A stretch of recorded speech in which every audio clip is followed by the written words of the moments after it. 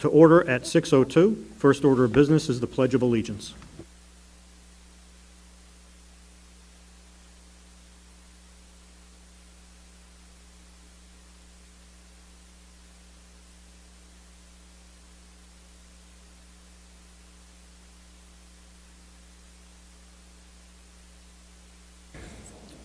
First item is the approval of the agenda Motion to approve.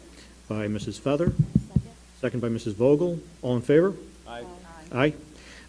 Passes 5-0. For the record, please note that Mrs. Rogalski and Mrs. Friedman are absent this evening. Next, of course, is what we're all here for, is the discussion only of proposed redistricting of student attendance areas and boundary lines for the 2024-2025 school year. Dr. Thornton, I'm just going to ask you one question before you begin speaking. There's been a lot of questions about why there were so many options after the school committee asked you. I know the answer. I think we all know the answer up here, but if you can just answer that. Sure. Going back to before Christmas, we first gave you our thinking on the boundaries back around the 14th of December, I believe. At some point, the committee asked us to make our thinking more transparent. So we had done several iterations of this, but we made all the models for you to show you, even though we thought some of these weren't great models, we kind of put them down and gave you a visual to show you the 5 different variations. Having said that, back then and still now, our best thinking is Model 1 is our best thinking in that it is budget neutral and it also is efficient in terms of transportation. I know there are a lot of competing interests on different models, but for us, we have to look at what's we think best for the entire district. Having said that, I know also it's budget time, and we bring a budget to you next week to start the budget process. When we talk about adding buses, I know people think it's just add a bus. It's around $90,000, and right now we're looking to add staffing as we have more kids. We're now at 5,106 kids. That's the high watermark since, I don't know, maybe 2006. Really a lot of kids. So we need to add staff, which is a good thing. So that's why we're really mindful of trying to do an efficient model. So I know for the folks too, either watching or here, I don't vote for this. The committee votes. We recommend they vote. So that's the process.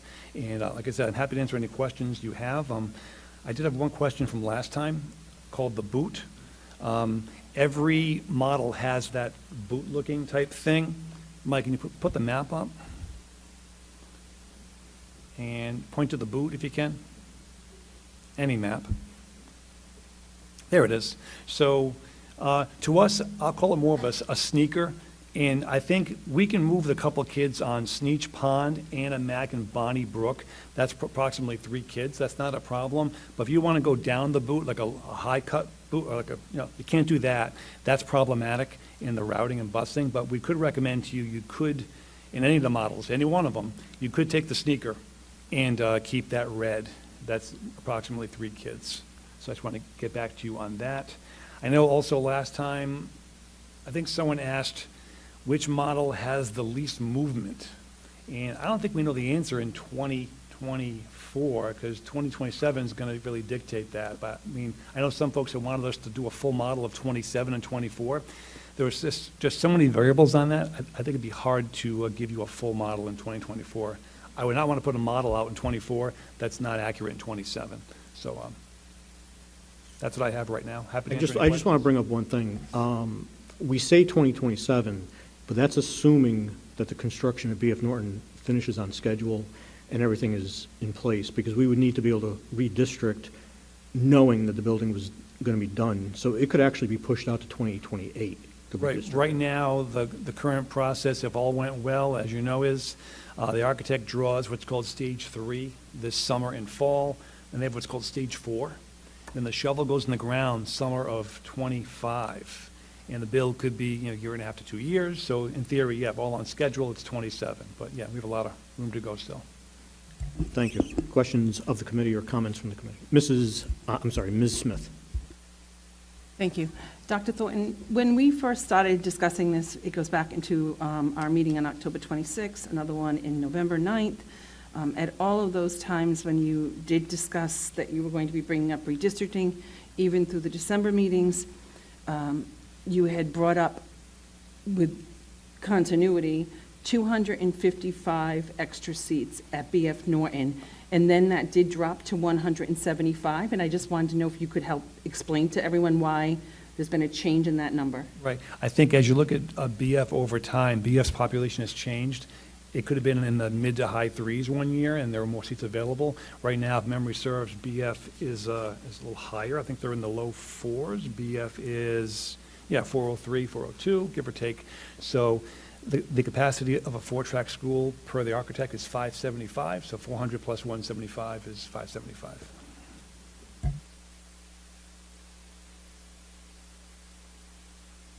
Yes. Mrs. Feather?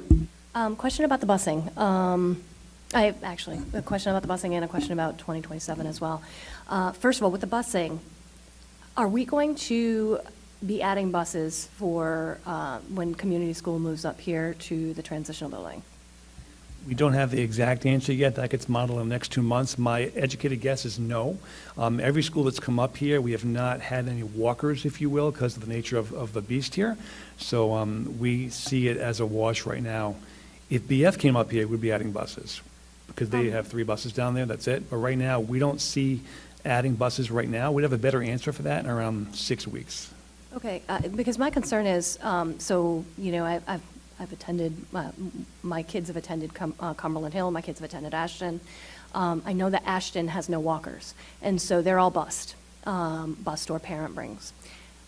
Community has Sun Valley and that whole area that is well within the realm of no bus, and there are a ton of kids in there. So it's hard for me to believe that there's not going to be a bus added for their move to the transitional building. Which brings up my question or my thought process, which is if we're going to be adding one regardless for the transitional building, then that's something that we're going to have to do and we're going to have to budget. How does that impact the budget moving forward if we're adding a bus for another one of these models? Right. So I guess, to your thought, if that's a bus add, that'd be compounded by a Model 2 bus, that'd be 2 buses, right? No, actually, no, it wouldn't be, because next year would be the bus ad, right, for community. And then, and so that's a 1 year, it's a finite thing, because and so then that 90,000 that you added for that bus can be just shifted to the other one. So it's a bus ad for 1 year, or an expenditure for 1 year, which should not be a budgeted item. And I just don't understand why we're just so set on not adding a bus. I think to me, it's just, I'm not so set on it, but I'm trying to add staff, school psychs, elementary teachers, et cetera, and that's a teacher. And when we get to the budget, looking at putting in, fund balance to balance the budget and all these pieces, I have to give you the most fiscally sound budget. To me, here's the thing for me. If we could add a bus and make every neighborhood happy, I think that's great. But as I see it right now, if we add a bus, we're just making a different neighborhood upset. I'm sorry. I understand that. And so I'll let Ms. Smith go first, and then I want to reformulate my thinking. So I'd like to- I'm sorry, Mr. Collins. Dr. Thornton, we are obviously in the middle of budget season right now, and I know there's been a lot of asks. Can you explain some of the positions that you're looking to add to the budget for the student services, for education curriculum, which is obviously Sure, what we're really here for, yeah? Right now, first, the preschools, as you know, is going to be a standalone program. So with that, we have proposed to you next week, a little preview. We have a full-time nurse, a secretary, a custodian. Those are all pieces for the preschool because it's now standalone. A court, we want to really enhance the teaming down there. They're short as far as staffing to really truly team. They have a 7-8 split team. It's kind of complicated. So we'd add 4, 1 English, history, math, et cetera. That's a 4 ad coming to you for your thinking. High school, we're looking at doing essentials and really doing a good job with it. The kids who are close, getting them to be proficient. So we're looking at adding 3 staff up there, 2 ELA, 1 math. We had some jobs that, the ESSA program, the federal government, that money goes away. You probably read in the journal, some towns are struggling. We think we can absorb the 4 or 5 jobs we need to absorb out of ESSA and put them back in the budget. One that comes to mind, North Cumberland Middle School had a regular ed teacher in the federal grant obviously have to keep that job, so that's going to go in our operating budget. So that's a couple. Also, we have a school psych ad we're looking to add because we need more school psych. A lot of elementaries have a 0.5 psychologist. We're trying to make it a 1.0. So that's another one. But I think we have a good list of ads. I would tell you, the principals first gave us, what they thought they would need for the district. And adding it all up, we had 43 staff ads. And then we whittled it down, to under half of that. So we keep trying to work the problem and really see, what we need. Things like physical plant and maintenance. We don't cut our grass on time, if you ever checked, or have folks to do upkeep, painting, snow removal. So also in this budget, we'll propose to you 2 members of ICSI that are full-time. They're either outside working in landscaping or inside painting, that kind of thing. So I just have a follow-up question. So you would say you were looking to add 43 positions? No. No, that was what the ask was. That was the ask. So because of the financial constraints of the district, we are unable to add those 43 essential positions. So what I'm asking you is, it's obvious, is that every dollar counts. Yeah, here's one more came to mind too. In Cumberland now, we have over 200 MLL kids, and many of them speak 0 English. I know at BF, if I'm remembering correctly, we have 28 students at BF that speak no English whatsoever. So we have to add more MLL support. So, and then what happens is, because if you follow the trends, obviously everybody in the room knows our enrollment trends, that's why we're here. Across the region, the MLL populations are going up, and we have no control over that, and we're required to provide service for those. So if we have 200 now, and then we get another 100, Yeah. we have to find the money somewhere to provide those mandatory services, correct? Yeah, yes, and I would add also, it's not just a BF thing. I think sometimes people think MLL is just the southern part of town. Cumberland Hill, as there today, they have over 40 MLLs at Cumberland Hill. So it's across the whole town. All right, thank you. Thank you. I just wanted to carry on with what Mrs. Feather was saying and discussing it. Mrs. Feather, I did pull the busing, and I did speak with Tracy, who manages all the transportation for the administration. And there are students in that neighborhood, the Sun Valley neighborhood, that will have to find busing for next year. There's no doubt about that. The Abbott Run side of those neighborhoods is a non-walkable, so they are actually busing students up on like the end of Knoll Crest and the top of those roads near Abbott Run versus them walking right now. But that entire neighborhood, there is busing that is going to be needed. They're going to have to find a placement for them. And right now, I believe, based on the students, right now they're saying at least 13.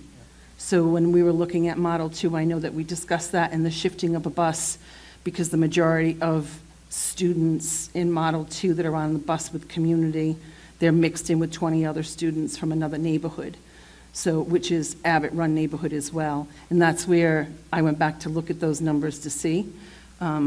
It seems to me that, we're looking at all the accuracies and we're putting all the data together for the teachers and everything else that we need.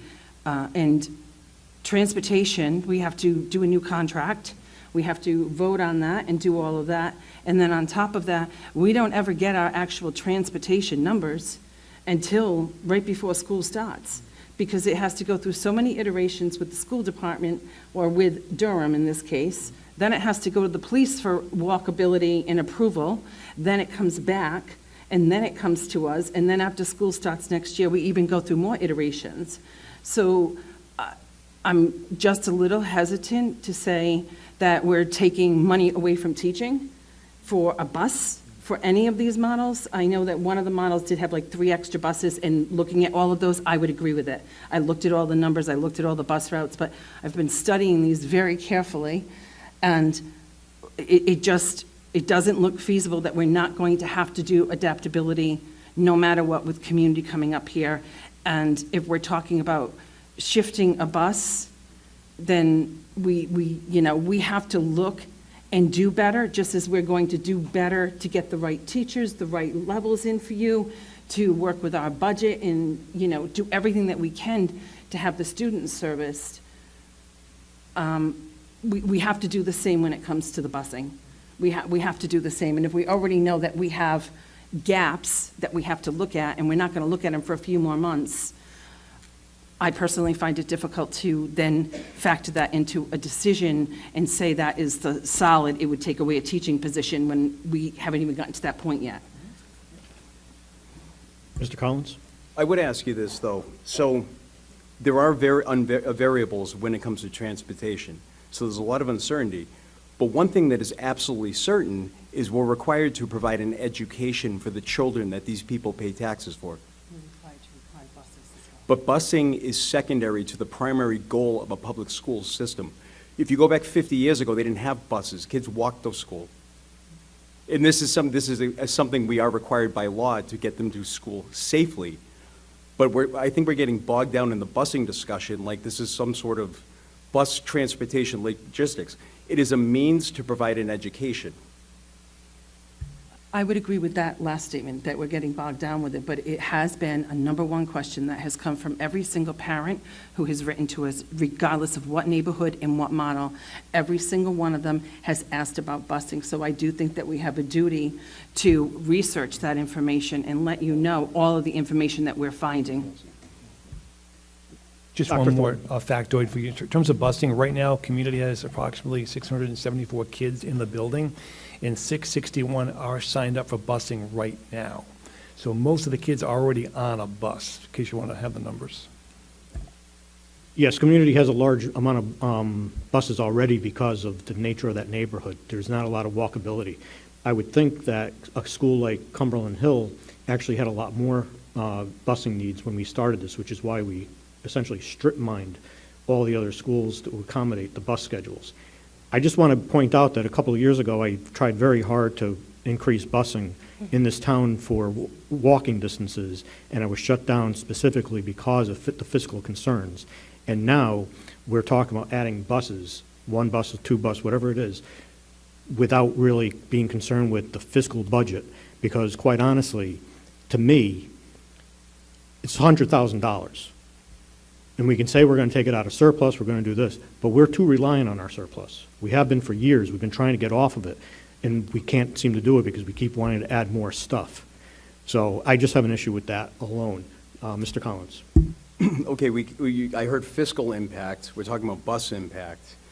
But we have to talk about another element of the fiscal impact, whereas if we have to find the money for these extra buses, whatever they are, how many they are, we have to figure out what's going to be cut, and then we have to talk about, and I'm sure somebody's going to talk about when they compare the two plans, the student impact on how many kids are being displaced.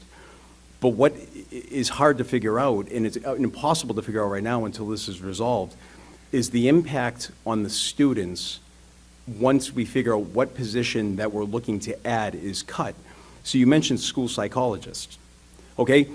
You know, anybody who works, and I remember some people from public comment previously are teachers, as I am as well. You ask any teacher in America right now what the need is in the classroom, it's mental health services. And so when you count how many dollars we're talking about how many kids are impacted. How many kids are impacted by a school psychologist? You can't count that number. And which one has a more impact on that child moving forward? The fact that he's got a bus or whether he's getting comprehensive mental health services? You mentioned you want to add school psychologists. If we're going to decide between mental health services or mandatory MLL education for a young child who needs that to get ahead in the world, I will choose psychologists and educators over buses 7 days a week. Mr. Chair, I have to correct the record. I misspoke earlier. I was corrected. At BF, there are 28 scoring 2 or below on the MLL index. Many of them are zero English. Some have limited English. So I want to be corrected. There are 28 scoring quite low. Not all are zero English. Apologies. Mrs. Feather? Okay, couple things. We've had buses for more than 50 years, just so you know. A rough estimate. Okay, so one of the things that I'm questioning here is we're trying to equate adding a bus to losing teachers here. And I'm concerned with that because you're talking about adding 43 teachers potentially, or adding 43 staff, including folks to cut the lawn and paint. right? So I'm just wondering, okay, how much of this is actually us adding teachers and adding to education, which is our primary purpose here, and adding MLL teachers and adding school psychologists and adding all the things that we need to add, and how much of this is not? Because frankly, I was part of that discussion that Mark had, or that Mr. Fiorello had years ago, trying to add buses. People on this committee got very mad at me because I thought that we should be adding buses as well for those kids. And we were absolutely shot down on that. We talk about busing constantly. I swear to God, we talk about busing more than the UPS drivers talk about not turning left. It's insanity, and I just don't understand how a lot of our decisions are going to be predicated on whether or not we have a bus. Ms. Smith? I just want to add to that, too. If we remember in 2021, we fought to have school psychologists added as well, and we wanted them in the budget then. Coming into a pandemic and to get us out of that pandemic, we all tried for that. And if I remember, myself and one other person were the only two that were pushing for it, and it got voted down. So to say that now we're going to take away from students because of busing, and we've made these decisions, we have to continually pivot, and we have to continually look at things, and I think that the school committee, I think the administration has done a phenomenal job over the years of working within budgets and constraints that frankly, a lot of other towns don't see the low ratios in per pupil spending and get the results that we're getting. And that's, a tribute to everything that the school has done. I think that to start pointing at this time to say, if you do this, then this is automatically going to happen when we haven't even gone through the season is somewhat unfair to the whole process. We have to make a decision on this, but we're not done with budget at this time. Dr. Thornton and then Mrs. Vogel. Not to stay on busing, but I have one more busing thing. To me, it's not just in our team, it's not just of a concept of adding buses, it's what's the most efficient routing system.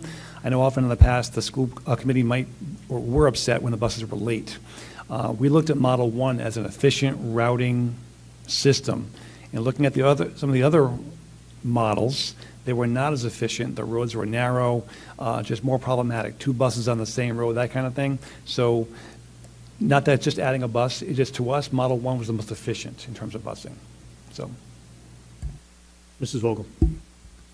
Hi, good evening.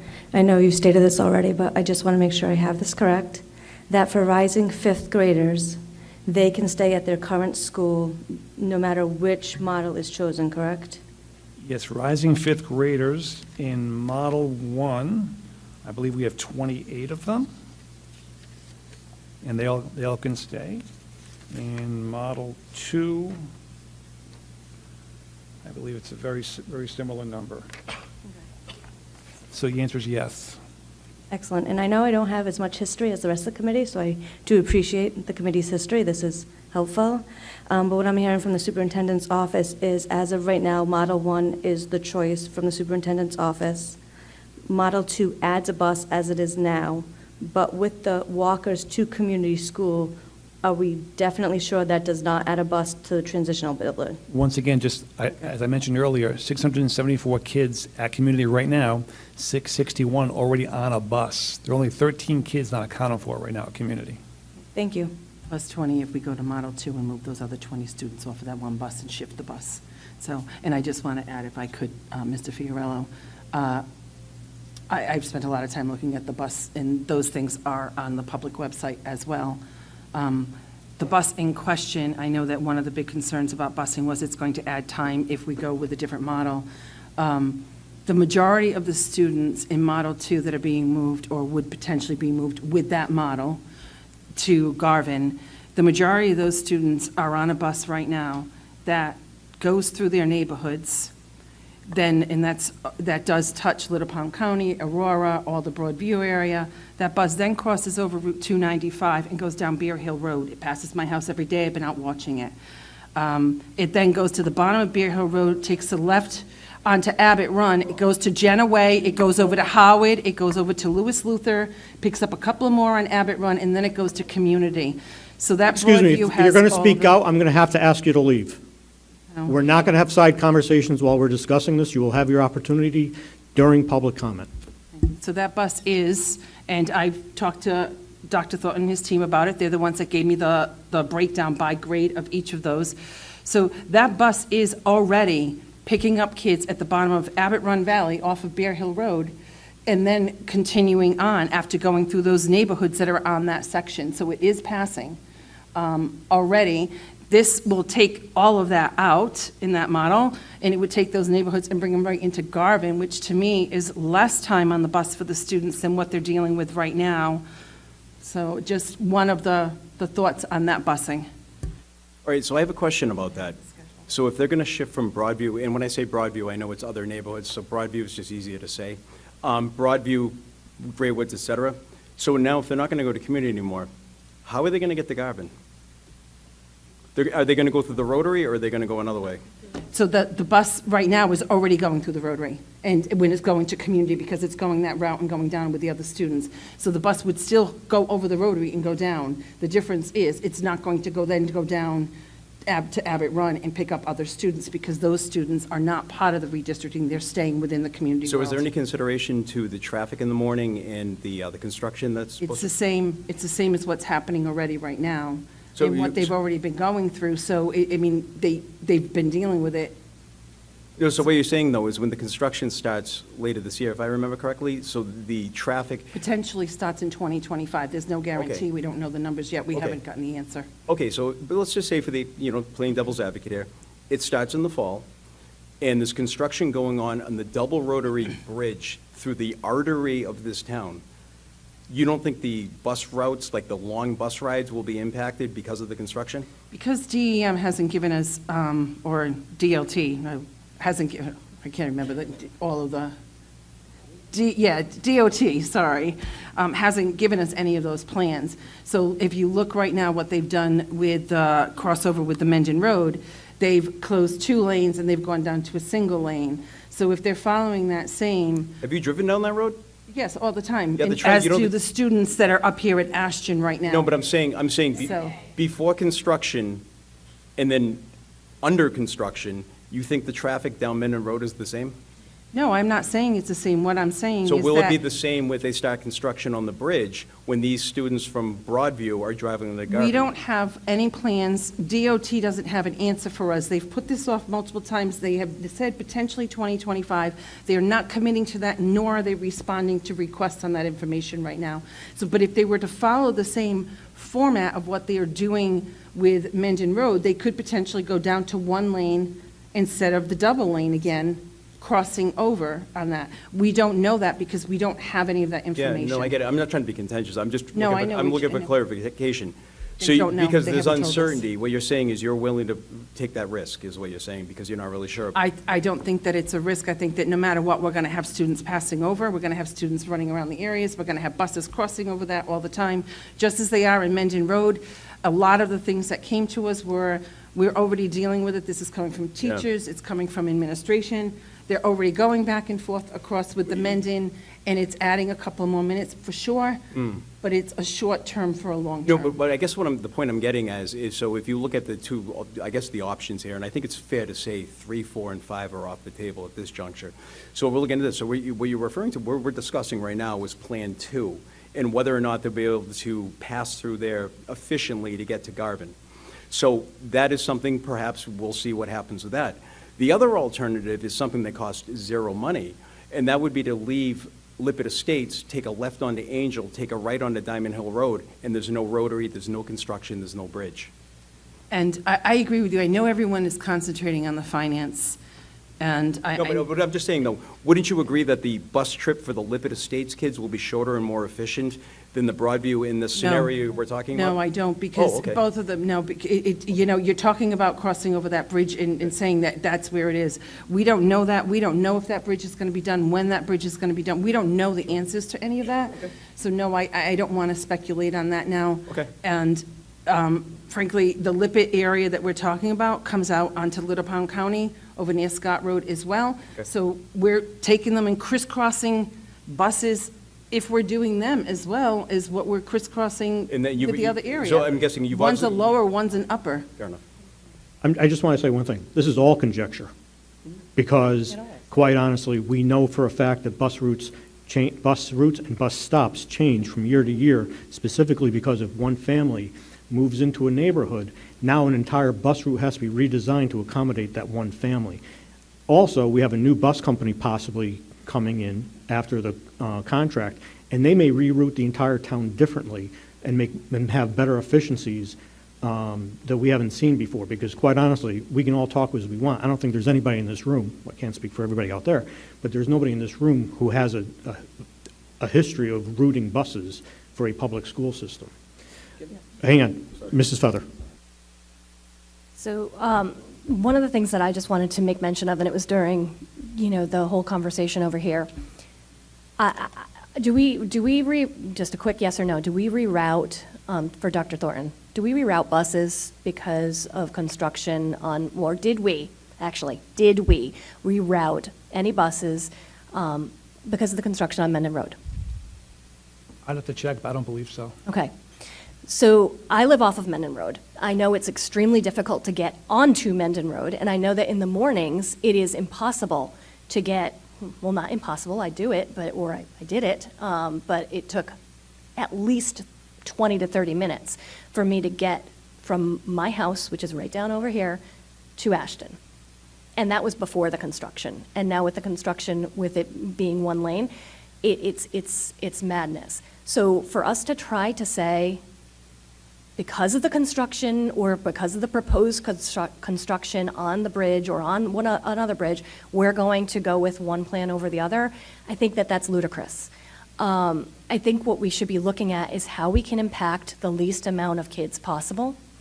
And that's where I've been coming from this whole time on this, and that's why, frankly, the busing situation and the talk of busing has driven me insane, because I'm just looking at, okay, we've got a block of kids that knew they'd have to move, regardless of where they were moving to, that knew that they were potentially going to have to move. And now what we're doing is causing a domino effect with other people who weren't even in the equation. And that's what's concerning to me, and that's why I have, that's why I had advocated for option 2. I personally have said at many meetings over the last 5 years that the entire town was getting redistricted, that there was going to be a movement south and possibly west. The problem is, again, nobody pays attention until it directly affects them. And I get that, which is why we kept speaking about it.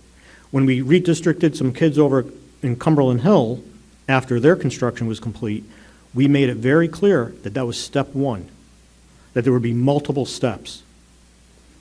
In a perfect world, we would do this all at once, because we're going to have to rebalance the middle schools too, but we can't do that until after BF Norton opens. So my question would be, the nice thing about Lippet is those kids already attend McCourt. And the simple fact is, we're going to have to start doing something about that, which is going to create more busing issues. And to worry about construction, quite honestly, is ridiculous. This is Rhode Island, there's always construction. This is Cumberland, we only have 2 roads. And the simple fact is that Durham does make accommodations for when they're having an issue with a road.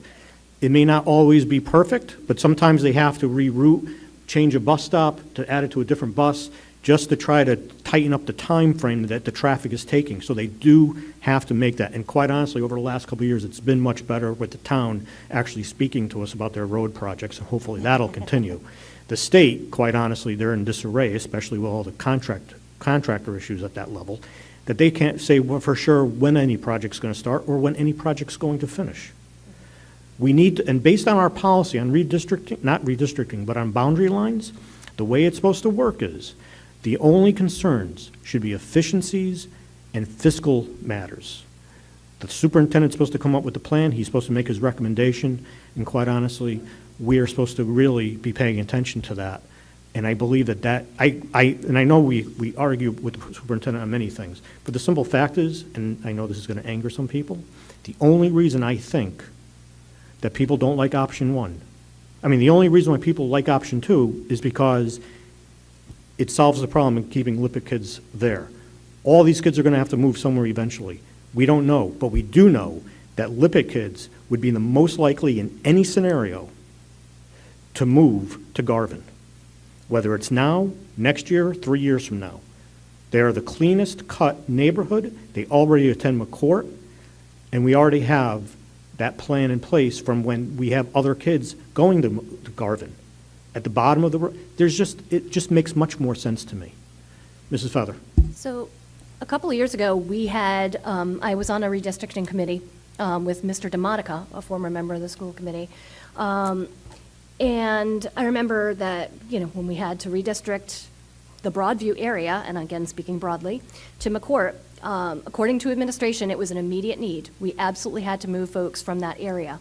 And Mr. DeMonica and I went to that subcommittee meeting, and we spent a couple hours there manipulating the maps. I even remember standing down here and touching the map by mistake and jumping because I couldn't believe that it moved.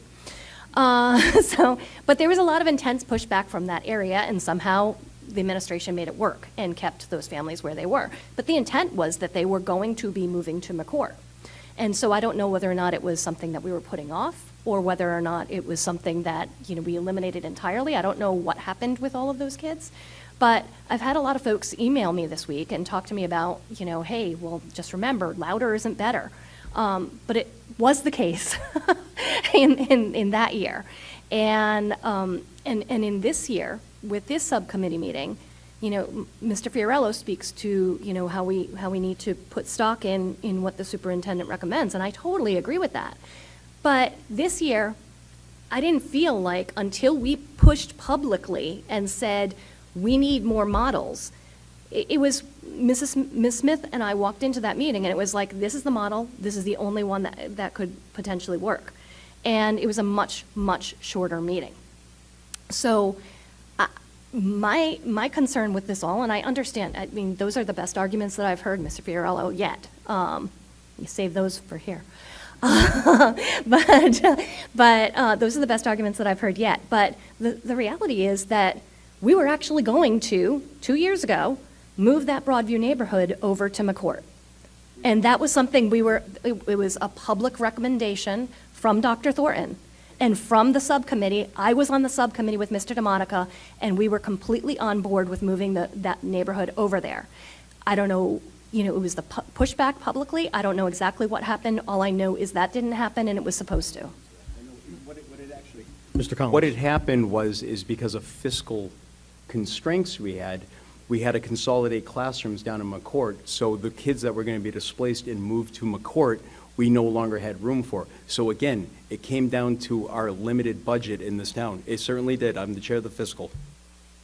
And I recall that it was pulled off the table from us, and it wasn't brought to us for a vote, Mrs. Feather. It wasn't brought to the table. It wasn't, we went, had the subcommittee, it was discussed, and then it was never brought in, and it was pulled back saying it could work with what they had. However, if I recall, several teachers from McCourt got moved up to North Cumberland Middle School to accommodate keeping them because of the higher level, and a month later, RIDE came in and said, what are you doing? You need to put 2 teachers back down at McCourt now, and we had to go and put more teachers down there to accommodate it. And just so you know, I did ask for the numbers, because I know that middle school has been coming up in the discussions. Whether that can wait until 2028 or 2027 or not,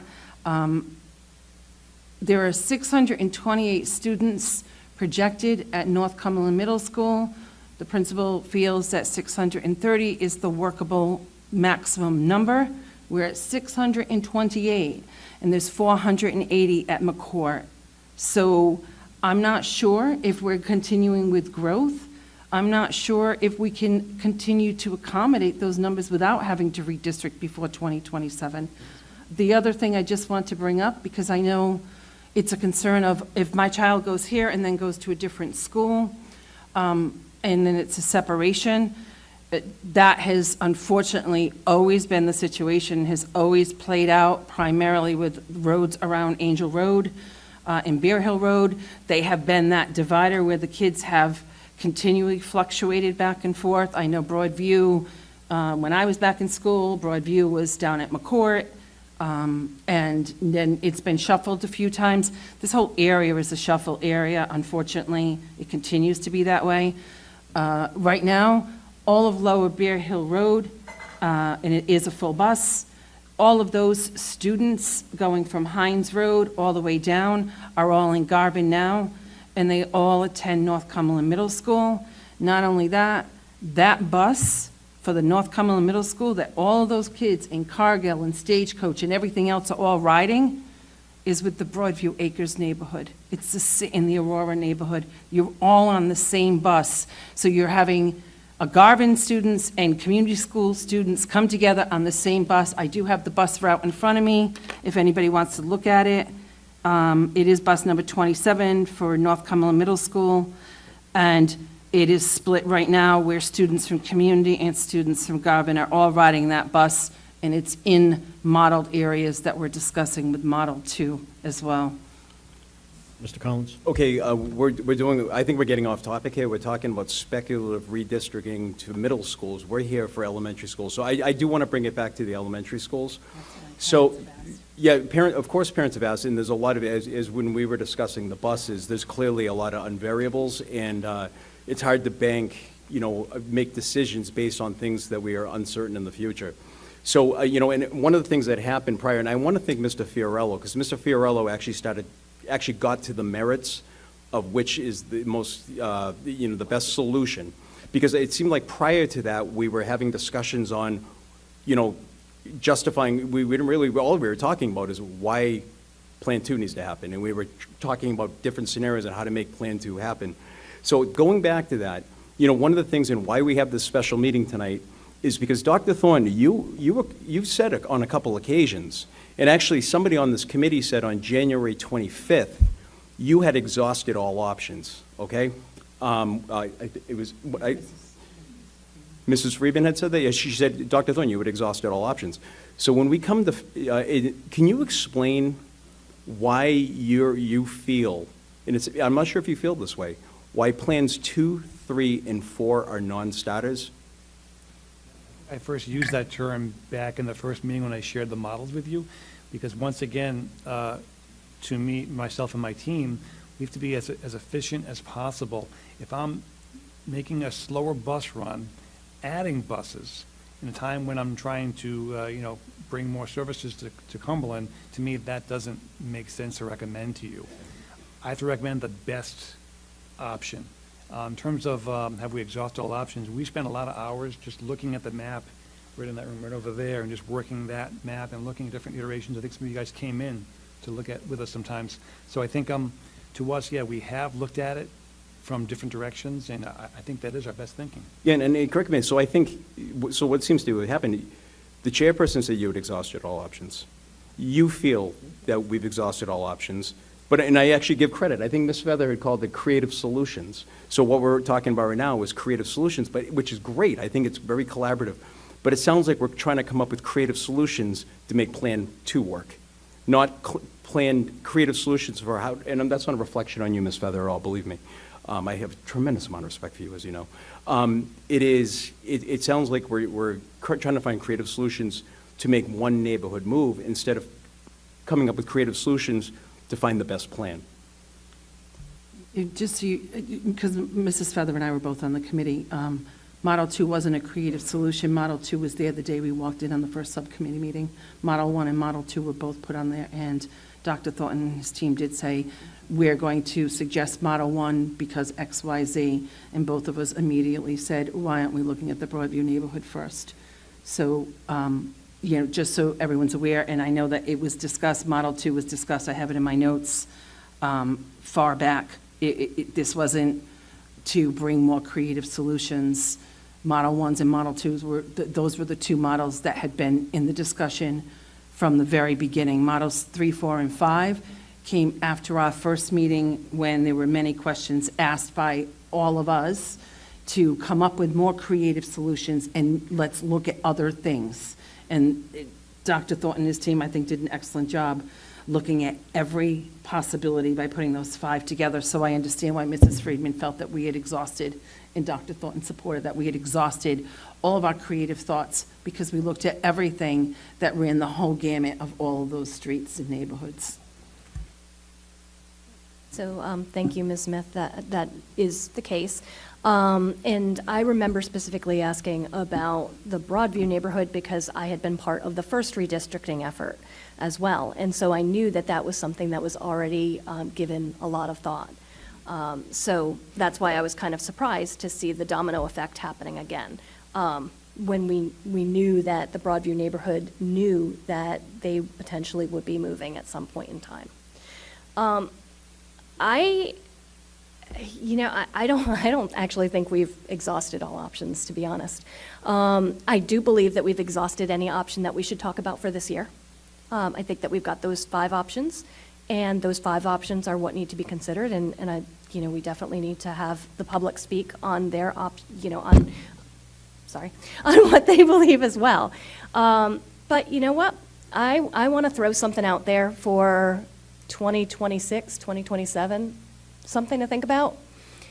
We keep growing. We keep having to redistrict. There are districts like Providence that put everyone in a lottery. There are no neighborhood schools. Maybe that's what we should be looking at. Maybe we should be looking at not having boundary lines. Maybe we should be looking at not having this north-south divide. And I say this because I know that everyone is actually going to say, oh, no, we can't do that. But I also think, how are we going to do this? How are we going to continue to fit kids in all these different neighborhoods? So, just throwing that out there for the future, not for right now. I do have one. I'm sorry, Ms. Feather, if you have a follow, Doctor. Oh, just to feed off that one, so for the future, my thinking, in my office, I think I've showed a few of you, I have a typewritten document from 1973. Cumberland's enrollment back then was 7,300 kids. High schools, double sessions, schools that are now condos in town. To me, the future is getting a 6th elementary school and taking up something in town we could, create a 6th school. That's where it's going. I agree with that 100%, because at the end of the day, we're going to need to solve Ashton has always been split between the middle schools. We need to have a situation where if you go to these 3 schools, you go to North Cumberland. If you go to the other 3 schools, you go to McCourt. And on a side note, I also think we should also, and this is for President Kinch over there of the town council, we should really look at finding somebody in this town to honor and name North Cumberland Middle School. This way we can get rid of the name North altogether. Yeah. And there are some fine people in the history of this town that we could have a school named after. I'm sorry, Dennis. Sorry. All right, so I actually think that, that is actually a very creative solution, Ms. Feather. No, it's not insane. Don't beat yourself up. I think it's creative solutions. But I do have a question. So this is our 4th meeting regarding redistricting. We met on the 11th and the 25th, which I referenced before, which we said we had exhausted all options. But correct me if I'm wrong. On the 11th of January and the 25th of January, there was never any mention of Plan 2 other than you saying it's a non-starter, correct? No, I don't have the minutes in front I of me. do have it. In January 11th, it was mentioned. So December 14th's meeting, Dr. Thornton did bring the proposal for Model 1 to us. And at the January 11th meeting, when we had further discussions, at that time, Dr. Thornton did reference Model 1 and Model 2 as the 2 that they were looking at and the reasoning behind it, and why he was saying Model 1, and that is in the meeting minutes of the school committee meetings that are on our drive. So do you have record in your minutes now of who provides comment and advocates for certain things when you keep minutes? In those minutes specifically, I know you do sometimes, so. So Mrs. Giacovoni does the Yes. school committee meeting minutes. I fill in when she's unable or if there's a special Sure. meeting. Oh, So so you tonight, did- I will be doing all the meeting minutes. So you did that. And, yes, and the meeting of January 25th 25th or 24th, whatever that date was. I also did the meeting minutes, and there were all the notes in there as well. And Mrs. Giacovoni in the January 11th meeting, and even the December 14th one, it is documented in all of those. Oh, no, so, absolutely, the issue, we said Plan 2 in the meeting, but I don't recall, and I don't know if this is in the meeting, on the 11th or the 25th, nobody on the dais up here, or anybody on the committee ever discussed potentially talking about Plan 2, correct? No, it was brought up, and Dr. Thornton had mentioned why he did not want it. I believe myself and Mrs. Feather both did reference on why we thought that it was important to look at it, but the questions really at that time were surrounding, at the January 11th, I know before he came back with more, the January 11th meeting was surrounding all of the questions of why did you choose this model, what else can happen, why are we impacting 148 students, and all of those things that we brought to him. So January 25th was about why we could not stop the construction with community, why we had to move it and finish the bond. It was the discussions with RIDE on why we had to reduce classroom sizes. It was the discussion on $1 million plus per trailer, and that wasn't even considering all the electric hookups and plumbing hookups and security problems if we brought trailers in. So that took precedent, I think, in all of the meeting because there were so many discussions to answer the question of what did you do to get to Model 1? Yeah, so my question is this then, so we discussed that stuff, but, in the next meeting, obviously our last meeting, February 8th, we all of a sudden have, which obviously it's no secret that I was taken aback by the fact we were raising Plan 2. My question is, since it's clear that people are very passionate about Plan 2, how come it was only raised on February 8th? Well, if you recall, Mr. Collins, I did send you a text message the week before telling you that I had a concern about that, this specifically in that. I No, was no, looking that's, at that. no, I know, So- no, you certainly did. But what I'm questioning is, even that text message came after the 25th. So what changed? No, and and there's no, 25th gave us all the information. So once you received that information, that's when you said, you know what? Even though it was said at that meeting that Plan 2 was a non-starter, you were like, I think we can make this work with creative solutions. It wasn't, it was the end of the meeting, Mr. Collins, when you did ask in the meeting minutes, you said, Dr. Thornton, are you saying Plan 2 through 4 is a non-starter? And that was at the end of the meeting, and he said, yes. That was the end of that meeting. I went back and I started pulling up bus routes. I came in and I met with Dr. Thornton and his team. Unlike the comments made I think in the article, we don't know better than our superintendent or his administration. We're trying to deal with all the information, with all the information that we can in front of us. So I went back to dig out all of that information because it had been my concern, as I told you, of including another neighborhood and impacting more students when, in all likelihood, in all of these models that have been presented, all of these neighborhoods are going to be targets in 2027. The biggest thing that we keep hearing from everybody is, why aren't you thinking ahead? And Mr. Fiorello drove that point home at the very first meeting. We've got to think ahead. We've got to think ahead. So if I was looking at just for next year, okay, I see where Dr. Thornton is, I understand where he is, but I was still having a problem with, I want to go forward and minimize the impact to the students in the best way we can now, all right? So if we're including multiple now, and this neighborhood gets redistricted again in all likelihood in 2027, then we are doing exactly what the Ashton parents have said we did to them. And we did do that to the Ashton parents. I'm sorry. We moved them up here, and then we were going to be shifting them again. The fact is, we had to pivot fast to get rid of summer slams, to get the students up and close out the school for an entire year. That wasn't supposed to happen with community. We had to pivot quickly, and I don't think that we logically thought through everything then.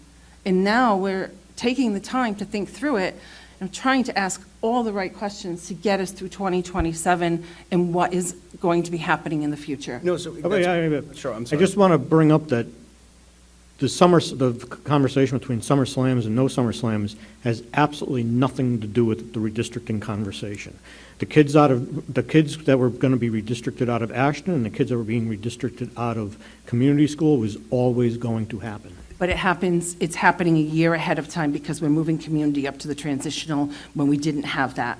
So we were thinking that we were going to have that, plus the construction done at BF Norton. We pivoted with that, and at the same time, we pivoted and said, we've got to build a new BF Norton. So the original 2018 bond and all that planning, even through 2021, did change.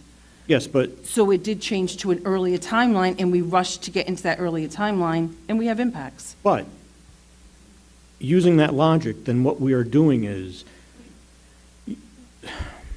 by moving them back to Ashton, and then having them to go back to, say Garvin again, we would actually be adding another year of transition, whereas it would be done all at once right now. They'd be staying together, and then they would have to be moved to Garvin anyways. Because I still stand by the fact that regardless of what redistricting will look like in 3 years, Lippert Estates is always going to end up at Ashton at some point, at Garvin at some point. And We the don't same know with- that about Broadview.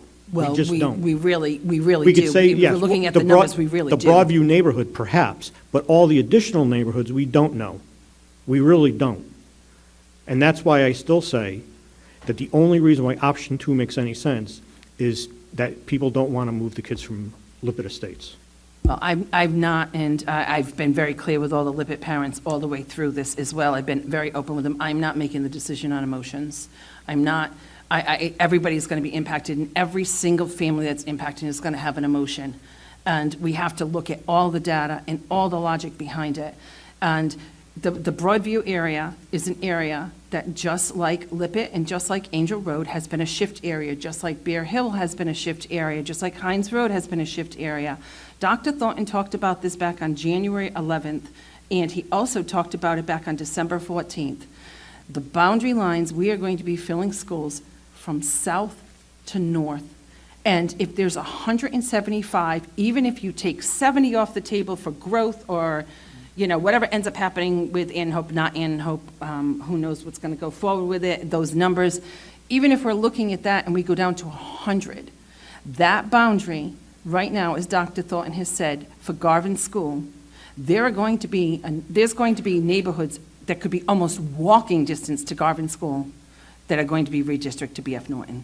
Those lines are going to be shifting that much. Where else are they going to be filling from if they're not going to be filling? If they're filling from south to north, we have no choice. We're going to be moving up. This could potentially move up to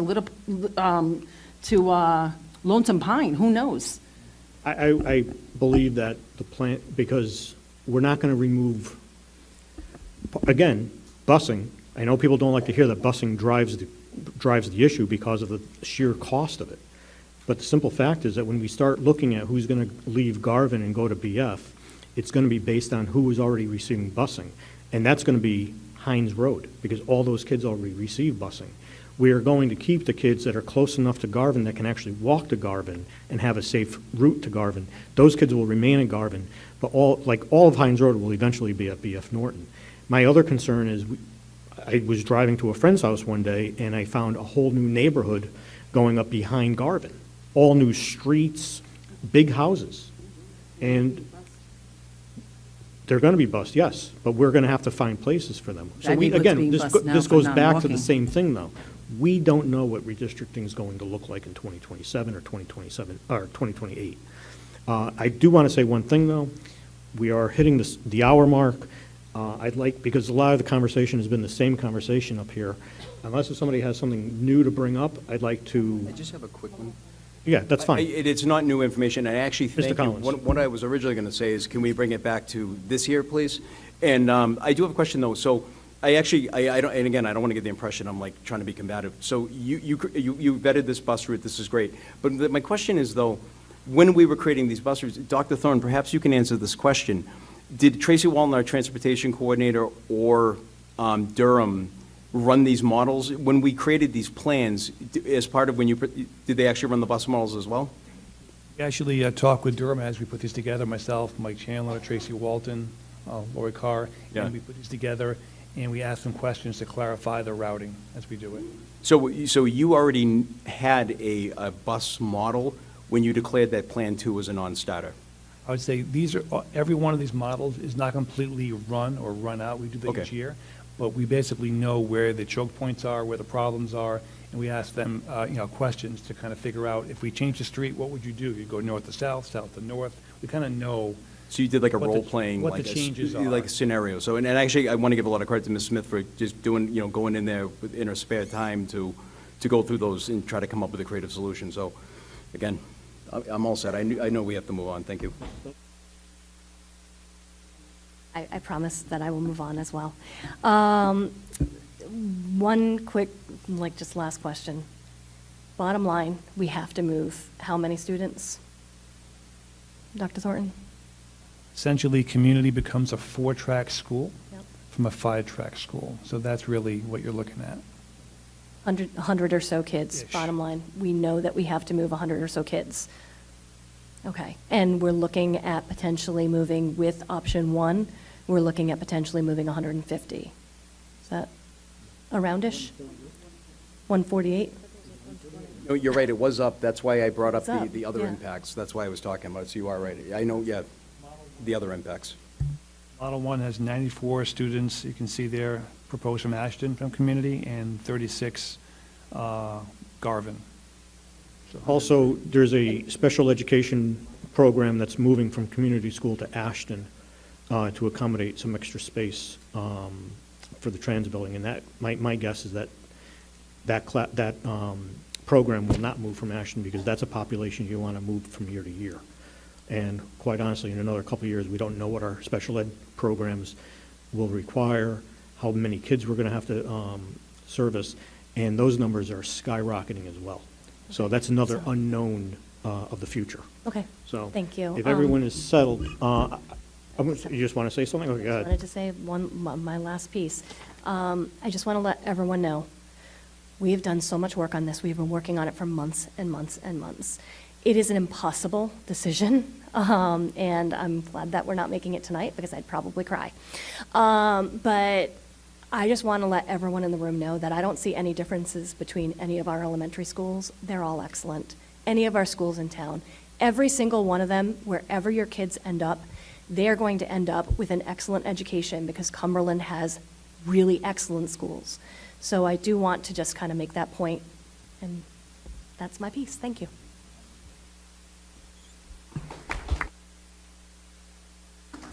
I'm going to suggest that we take a 5-minute break because I see a lot of people getting up and moving around. And we'll take a 5-minute break and then we'll come back for public comment.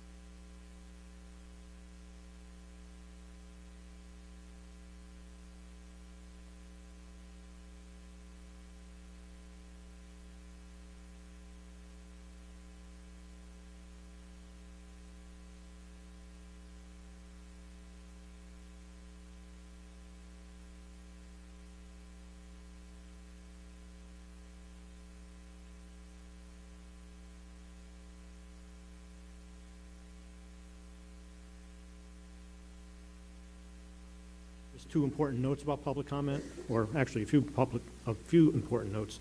One is to not drive the clerk crazy. If we could go in the order that the names are written, that'll make her life a lot easier. Public comment is limited to 3 minutes per person. Also, this is the last public comment we will have before we take our vote next week. Next week, we'll be voting on things before public comment. So I just want to make sure everybody's clear on that. So if anyone would like to speak, please do. If you could just go by the order that you are written down on the paper already. Thank you. Thank you. Good evening. My name is Amanda Alves. I currently reside at 74 Bork Road. I'd like to take the time to say thank you all for being here tonight, and I would like to voice my concerns on why we should propose Model 1 for vote and acceptance. The superintendent has stated he is advocating for Model 1, yet there is an intense push for Model 2 that we were not made aware of until after the February 8th meeting. If Model 2 is chosen, we will be spending money on more busing. Also, Model 2 will have two school buses crossing at the same time going to Angel Road regardless. The funds from the additional buses needed, which are not even in our budget, would put us in further debt. Model 1 would be logistically correct and not need additional funding. And this would keep redistricting of all schools fair across the board. All children are being affected the same.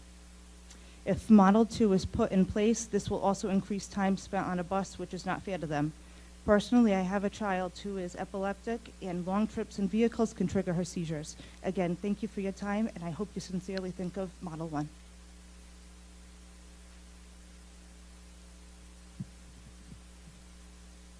Good evening. Thanks. Thanks. Good evening. My name is Heidi Casimiro, and I live off Fork Road. While redistricting my neighborhood has been a part of the discussion since the beginning, Plans 1 and 5 only had us moving to Ashton. We had begun to prepare our children for a move in which all of the kids being redistricted from community would move together.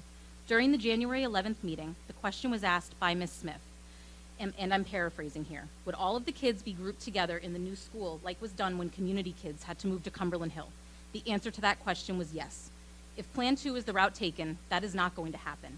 This continuity is essential, as they would have familiar faces by their side. From a logistical standpoint, relocating our neighborhood or Broadview to Garvin presents several challenges. The first being distance. Greatwood lies 3 to 3.5 miles from Garvin, depending on the route taken. In contrast, the neighborhoods in Plans 1 and 5 are approximately 2.6 to 2.7 miles away. Given that we are equidistant between Community and Ashton, moving us to a more distant school defies logic.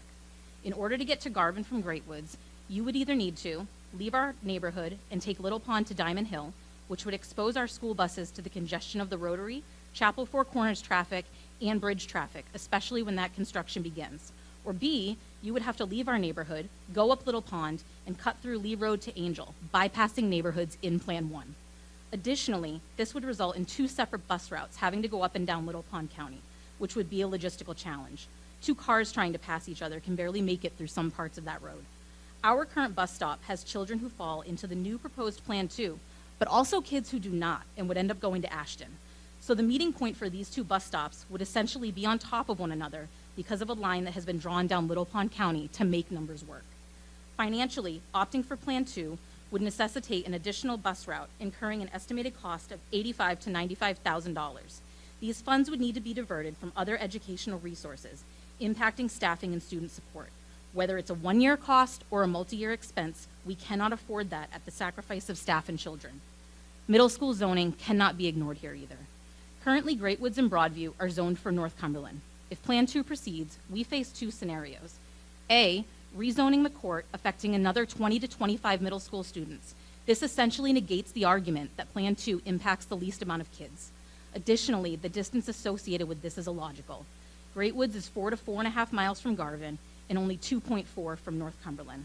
Or B, our children would form relationships at Garvin only to be moved back to North Cumberland alongside unfamiliar peers. Overlaying the current middle school boundary map with all proposed plans reveals that Plan 1 is unequivocally the most logical choice. Let us prepare these children now. When looking at all of the information we currently have available to us today, and knowing that none of us really know what's going to happen in 3 years when BF Norton opens, I implore you to base this decision on what is logical, geographically practical, and financially responsible. Thank you.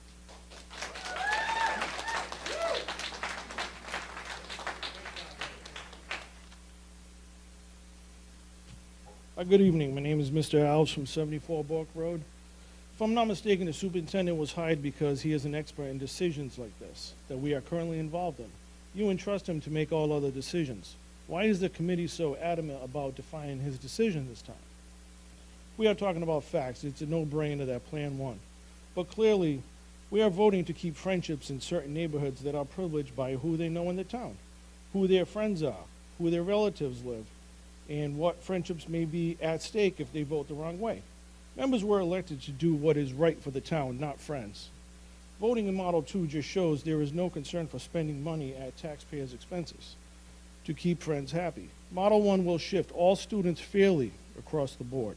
Model 2 just proves that saving Lippert Estates is the only concern and also opens up an avenue for legal matters. Model 1 does not involve any expense needed from the town. And no crossing of buses, same thing again with 295 overpass construction when it begins. And it gives Lippert direct access to Angel Road, which will keep all the kids together.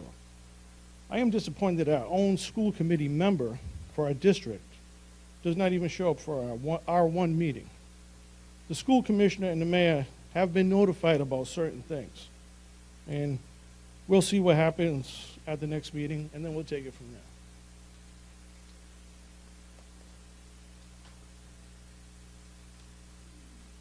Hello. My name is Steve Stroh. I live on Little Pond County Road, and I'm here today to voice my concerns in objection to the proposed redistricting outlined in Model 2. As of today, I am currently the only house on Little Pond that would have children move to Garvin School rather than to Ashton School, as initially planned. I understand that in recent months there has been unexpected fluctuations in student enrollment rates, which have caused this situation where students need to be moved.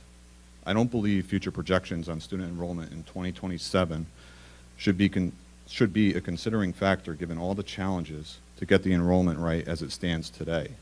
The redistricting decision should be anchored in facts, not speculation about the unknowns that await us 3 years down the road. Model 2 has also been pushed as having the least impact on students, and I couldn't disagree more. By redistricting Little Pond to Garvin, along with other neighborhoods in this model, not only are you sending our children to a more distant elementary school, but we'll be changing the middle school they attend. Currently, the children in Model 2 attend North Cumberland Middle School, but a change to Garvin will mean they will have to go to McCourt Middle School. There are no students who attend Garvin who go to North Cumberland Middle School. There are an additional 25 North Cumberland Middle School students in Model 2 neighborhood who will be impacted once the redistricting at the middle school is addressed. It is important to note that options 1 and 5 are already districted to McCourt. Selecting those options would spare our middle school students from additional upheaval. Let's not overlook the financial aspect, as every decision bears a cost. Consider the effects of an additional bus under Model 2, an investment of approximately $95,000. When we allocate funds for transportation, other areas become affected. That's at least one less teacher hired due to a bus purchase that impacts our students directly. Options 1 and 5 present an alternative with no additional cost. Lastly, let me state it clearly, Garvin is not our neighborhood school. For the last 50 years, my family has lived on Little Pond County Road.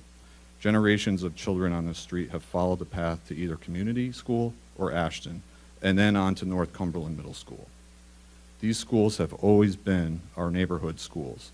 Families choose a neighborhood for a reason. It's about community, stability, and the assurance of knowing their children will attend the neighborhood schools that are close to home. Garvin is not close to our home and is not our neighborhood school. In closing, I urge you to consider the facts I have explained. I urge you to be fiscally responsible and to use common sense. Please keep all of Little Pond County, Great Woods, and Broadview at our neighborhood school. Our children's futures are in your hands. Vote no on Model 2.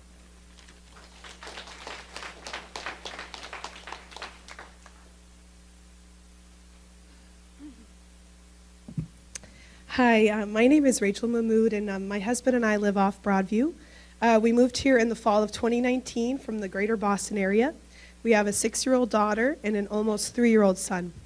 In February of last year, my husband and I saw an article in the Valley Breeze talking about how they were planning to move some community students to Cumberland Hill, and that the next redistricting would be to Ashton. At that time, our street was listed as a street that would be likely moved.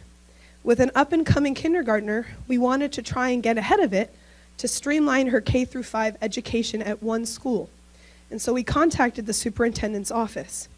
They recommended we fill out an application for our daughter to go to Ashton instead of community, but that they couldn't guarantee there would be room at Ashton because only they had 2 kindergarten classes at the time. 3 weeks before school started, our application was accepted as Ashton was headed to the transitional building and was opening a 3rd kindergarten class. To confirm that our street was in fact moving, we contacted the superintendent's office many times. They reassured us that historically, our block has always switched between community and Ashton, and that come the 2024-2025 school year, we would be headed to Ashton. We felt reassured and confident sending her to Ashton, despite being at the transitional building and having to provide our own transportation to and from. We felt it was most important that she be surrounded by the same friends, teachers, and administrators through her whole elementary school career, and that the physical building where she was going to school wasn't as important.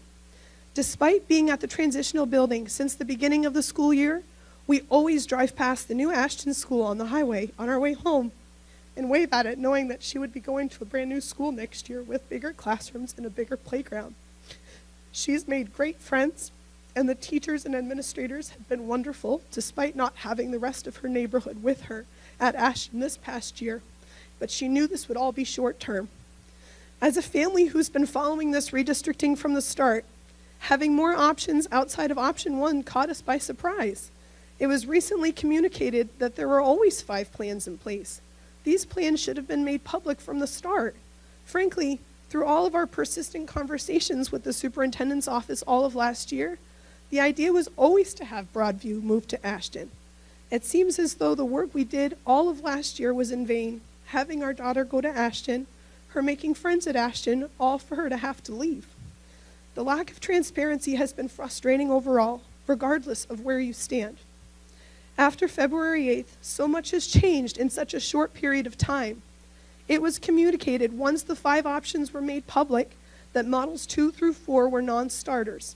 But now option 2 is the preferred option, which caught us off guard. To conclude, as our family appears to be in a unique situation, as our child is already at Ashton, let's not forget that our superintendent, Dr. Thornton, is a hired expert and is well-versed in making decisions like these. We entrust him with other decisions, and yet we want to go against what he has confidently researched and proposed for in the last year. I'm sorry, your time has run out. I'm Okay, sorry. thank you for your time. Okay.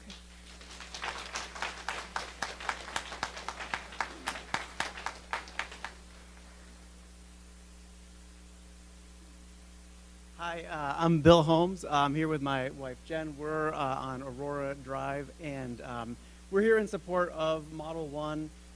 You all know the financial reasons that we support it, but specifically I think with our children that are in the currently at community school, we've been working with them over the past year, saying like, yeah, you're going to be moving schools, but you're going to make new friends, and it's going to be great, and then to kind of now have to say, well, you're going to have to do that maybe again if you go to Garvin, then you have to switch to a different middle school than your peers as well. So we're really kind of focused on making sure that, our group isn't needlessly kind of moving multiple different times.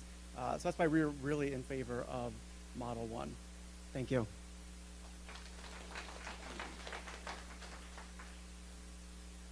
Good evening. Sorry. Good evening. My name is David Plant. My wife Elise and I are here. We reside on 53 Greenfield Road. First, we owe extensive gratitude to both present and past educators of this town, along with the elected committee members representing all of us as residents. The committee has solicited feedback tied to the 5 proposed models. Model 3 contains classmates who dwell within 1.4 miles of community school. These streets include Lonesome Pine, Raymond, Greenfield, Fairhaven, Angus, Steer, Hereford, and Country Road. There are a handful of streets southeast of Model 3 off Abbott Run Valley Road, including the neighborhoods of Genoway and Louise Luther, not included in these models. These streets are over a half-mile further from community school than classmates affected by Model 3. In addition, streets in the northwest part of town are districted to community school. As an example, the intersection of West Rentham Road and Pine Swamp Road is over 4 miles to community school, while McLaughlin School is under 3 miles. These distances can be verified via a map search from a particular street to town schools. The proposed models have unfortunately created animosity between neighborhoods and taxpayers. This is not, I stress, this is not what the town of Cumberland should be representing. We would like the town to comment on the following. What criteria were considered to determine boundary streets towards creating the proposed models? 2, on what basis was a decision made to reduce the number of classroom size, 1 per grade, to create open space in community school with the impending renovation? Point 1, the decision to decrease rather than expand classroom space does not align with town development. This will disconnect roughly 130 existing students, K through 5, 20+ students per classroom. Is this not a contributing factor to the issue at hand? Did the town solicit external assessment to support town-wide redistricting tied to the renovation plans of schools to properly support education due to the advancement of our town? How many exceptions regarding the allowance of students to attend a particular school outside of existing boundary lines are currently authorized by the town? Is this number an influencing factor needing review as part of this process? Finally, how will this redistricting process correlate to middle school assignment? Based on public comment, we believe the town should pause and reevaluate the redistricting process. A town-wide assessment to support the redistricting initiative is warranted to effectively support education and facility improvements throughout the town. In closing, distance from dwelling to the closest school should be the principal element of reason. This would be fair for all residents and alleviate this turmoil being witnessed in our community relating to existing school boundaries and proposed models. Thank you all for your time and consideration.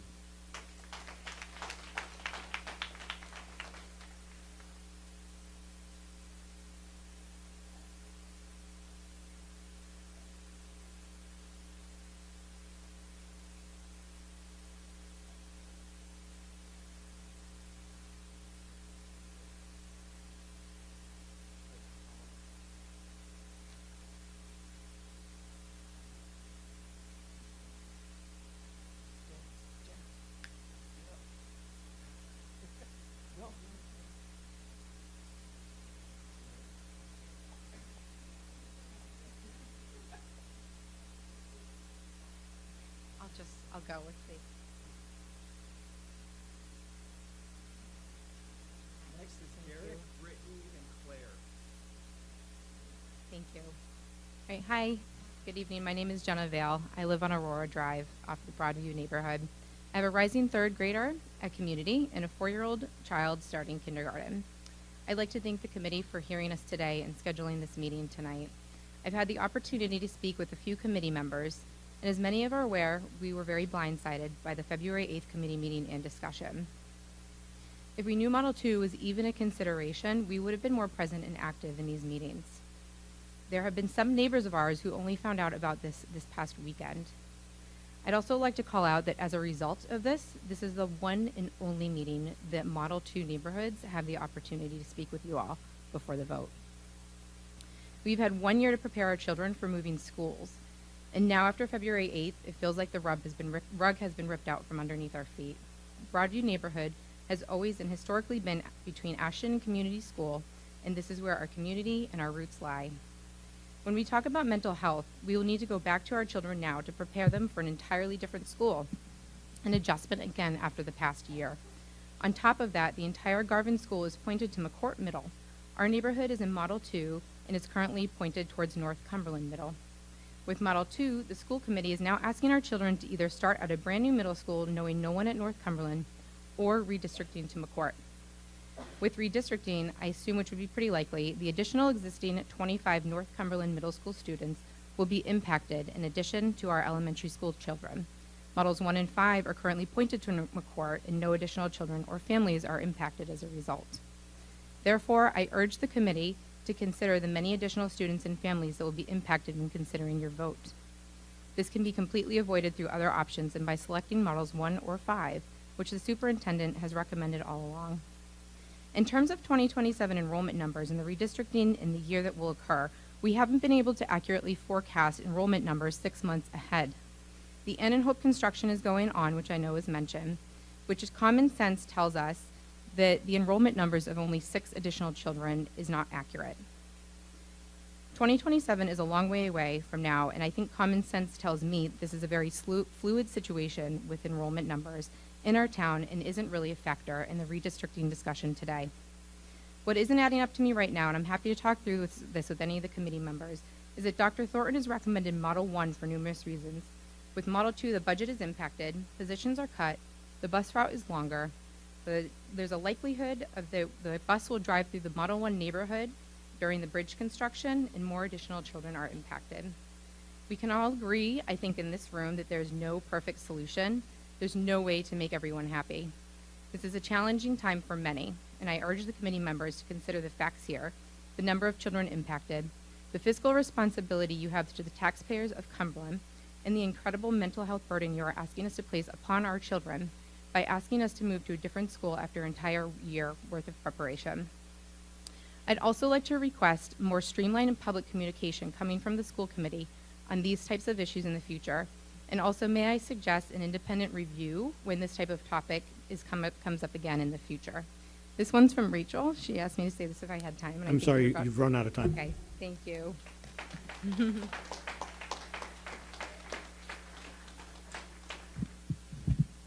Good evening. My name is Derek Silva.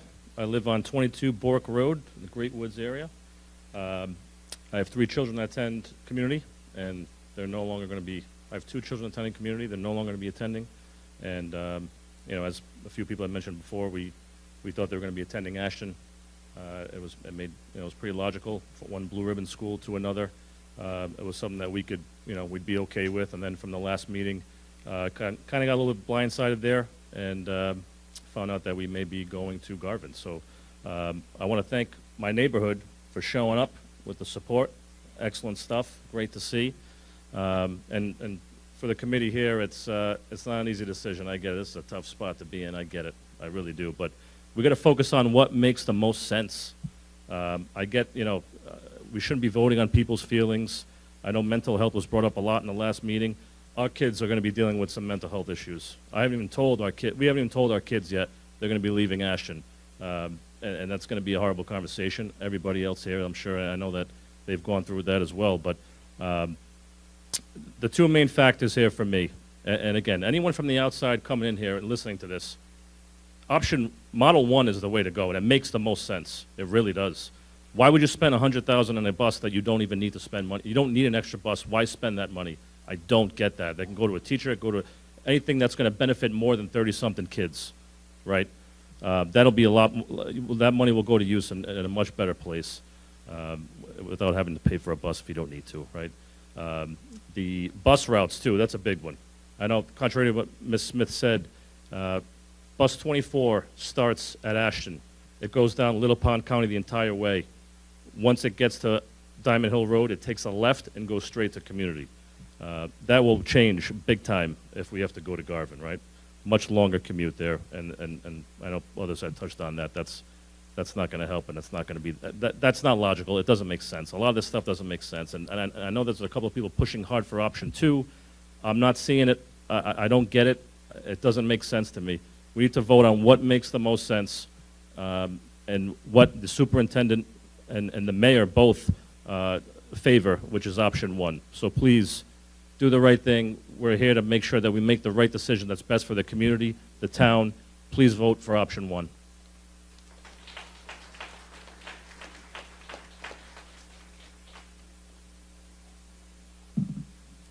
Hi, my name's Brittany Carden. I'm here with my husband Brian. We're at 106 Fairhaven Road. I'm I currently have a kindergartner at community, and my son will be going, he's a 4-year-old who will be entering community maybe in 2 years. We're currently on Model 3. However, I want to talk about a few moves that, if that model were to go through, that my daughter would be having. Well, actually, I want to talk about 2027, because Model 3 is not one of the ones that is favored right now. She'll be making 3 moves. So she'll be going to the transitional building next year, and with the proposed move, potentially Garvin in 2027. That will be community, the transitional building, and Garvin, all within a few years. She has coming up right now within the 2 models that are favored, her best friends are inevitably going to be leaving her. So I know there's a lot of mental health talk on the panel right now. Her mental health is going to be inevitably damaged at this point. We haven't had that approach that subject with her, but what are we going to do for her with all of these changes going on? Parents need to be able to plan ahead. And all of these changes that have been going on, we can't plan ahead. All I'm asking from everybody up here on the panel is give these parents a chance to plan ahead. Right now, this all happened so fast for all of us, and we're doing the best we can, and you're all doing the best you can as well. But we please ask of you for 2027, get these plans rolled out much quicker. So us parents, whether we have to get our children more acclimated into what friends they're going to see, what friends they're not going to see, if someone wants to move or anything, please give us the option, give us a heads up. I have more notes. As I said, we really appreciate everything that you've done. I know I emailed some of you, and thank you. Can't thank you enough for the prompt response. But if for 2027, there's going to be a lot of changes, give us parents the opportunity to plan ahead and prepare our children. Thank you.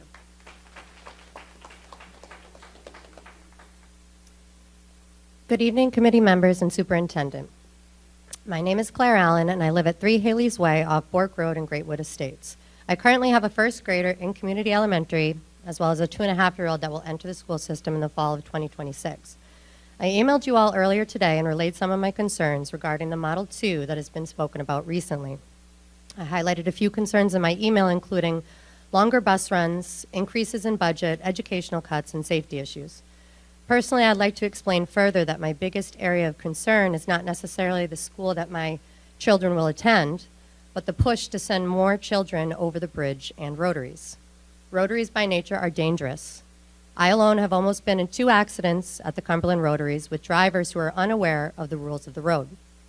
August 24, 2023, the Valley Breeze reported accidents and multiple issues, including drivers not acknowledging the simple rules of rotaries, along with the July 13, 2023 article stating directly from police data that 42% of the 142 crashes that have happened in town occurred at these rotaries. This, coupled with the future bridge construction, is worrisome and a recipe for disaster.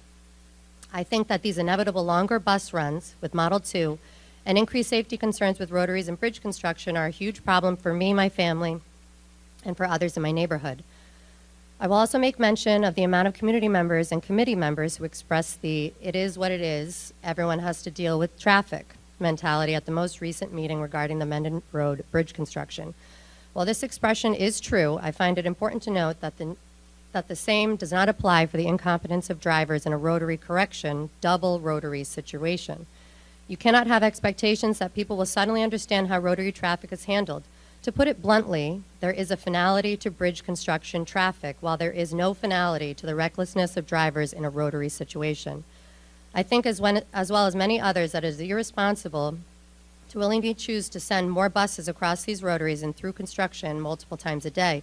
In fact, that option should be the last possible choice and should be a choice made of necessity and not of volition. So let's paint a scenario where we choose Model 2, but also make the responsible decision in avoiding rotaries in construction. Bearing in mind that Model 1 sends Lippert Estates to Garvin, you'd propose that we add a bus to pick up our Bork Road kids to then drive up Little Pond County instead of out to the bridge. You'd then propose sending that bus through Lippert Estates out to Angel Road and Chapel Four Corners, another intersection labeled as one of the most dangerous in the entire state of Rhode Island. So in all reality, you'd like to cut educational programming by approximately $100,000 to add this bus, to then drive our kids past the exact neighborhood that is proposed to move in Model 1? In what world does that make sense? Models 2, 3, and 4 all have increased safety concerns. I will prioritize my child's safety above all else. As a parent, it is our job and responsibility to do so. Models 1 and 5 are safer options, period. Models 2, 3, and 4 all represent educational program cuts, meaning the elimination of jobs or the ability to hire more teachers. They all lead to longer bus runs, increases in the budget with no ability to absorb that, and a significant increase in safety concerns. You have a responsibility as a committee member to allow common sense to play into this decision. Thank you.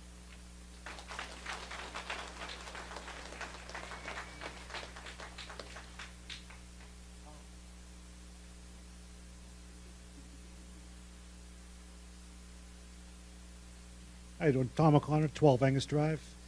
I understand that, we're in models 3 and 4, and it sounds like they're more or less not under consideration. I don't know if that's can be said on the record or not. But, it is a concern that, this weekend we found out that we were still on the list, it was still showing up on the website and whatnot. And we had to go neighborhood, my wife went neighbor to neighbor and told them, that we were still under consideration for this when we were told that we weren't in the past. Just, if we are, we want to have a chance as a neighborhood to show up and speak as well. I understand it wasn't really for our neighborhood tonight, but that's just our concern going forward. I don't think we can answer that. Thanks.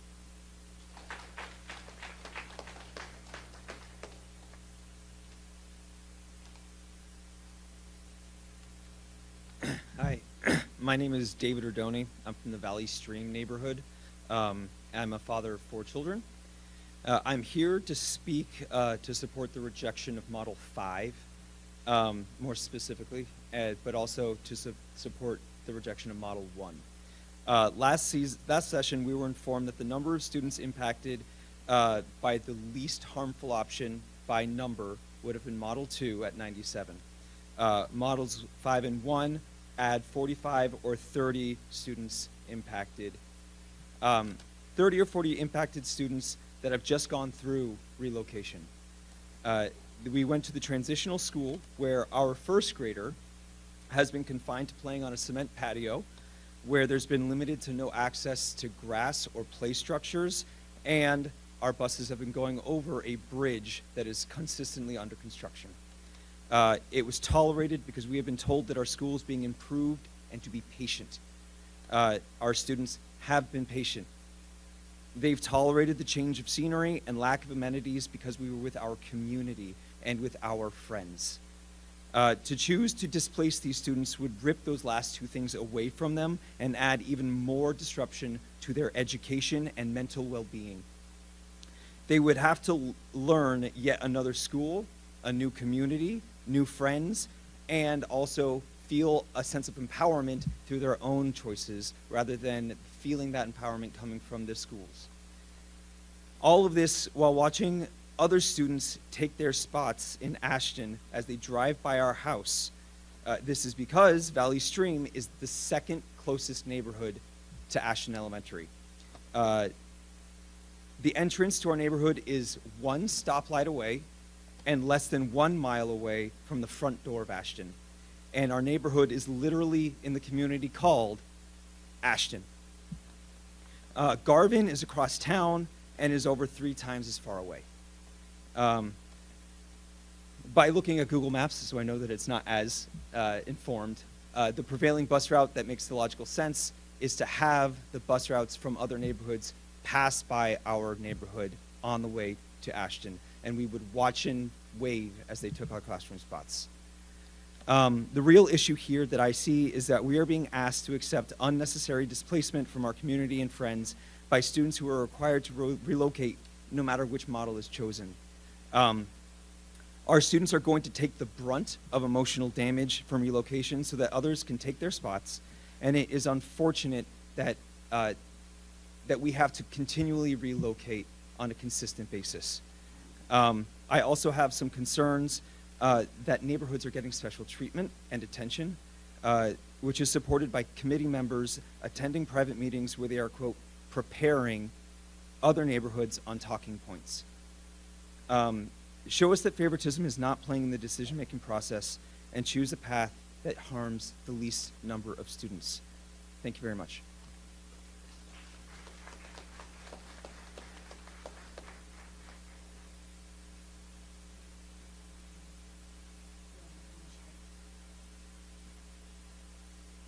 Good evening. My name's Daniel Soa from 37 Club Drive. I wanted to just mention that our neighborhood made a point of coming up after everybody from the Broadview neighborhood had their opportunity to speak. That was intentional because we thought that it was important, because this was their first time speaking, to have an opportunity to send their message uninterrupted. And I know that respect hasn't really been the cornerstone of this experience that we've gone through over the last several weeks, especially since the news came out, and I thought it was important to make sure that we kept things civil here, because we are one community.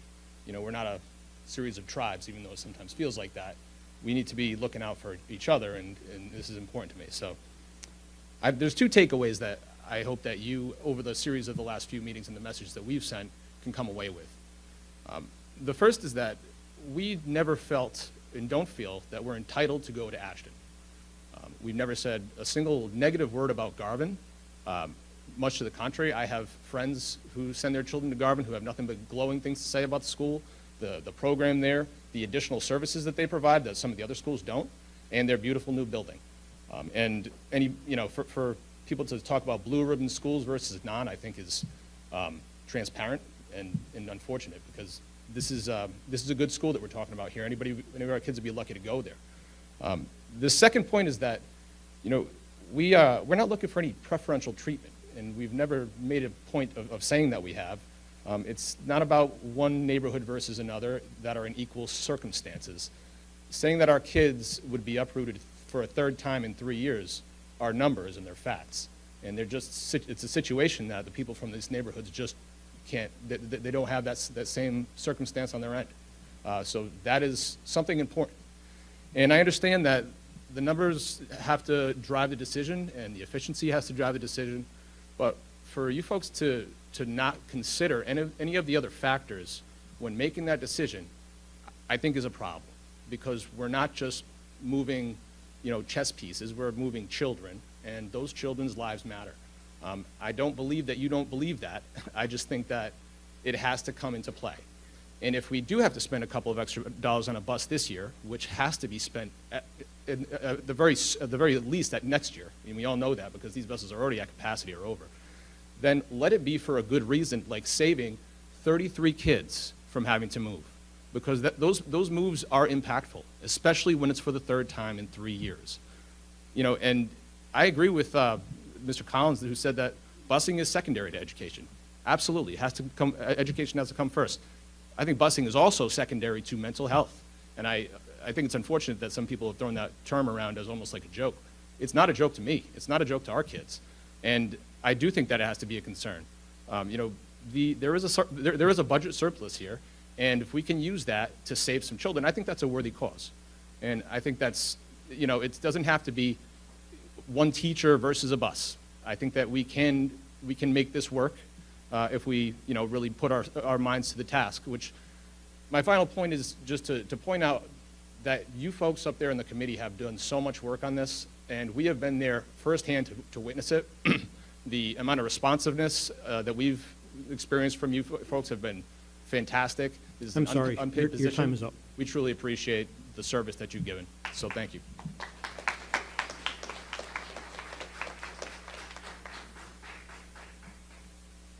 I'm Sherry Fairland. I live at 9 Hickory Road in Lippett Estates. I will have 3 children that will be impacted by this redistricting, and it's been a couple months since I have addressed the committee and talked about all the points that have already been brought up here, so I'm not going to belabor the points. But uprooting our children to a third school in 3 years being number one, certainly.